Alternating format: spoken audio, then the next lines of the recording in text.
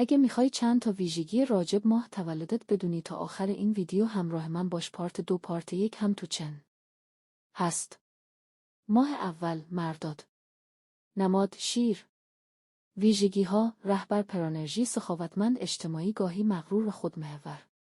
رنگ خوشی من طلایی، نماد خورشید، شکوه و درخشش. عنصر آتش. سنگ تولد پریدوت، نشانه موفقیت، شکوفایی و شانس.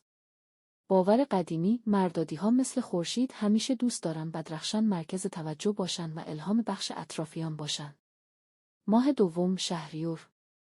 نماد دوشیزه. ویژگی‌ها: منظم، کمال گرا، دقیق، باهوش، کمی وسواسی. رنگ خوشی من آبی تیره، نماد آرامش و خرد. عنصر خاک. سنگ تولد یاقوت کبود، نشانه وفاداری و خرد.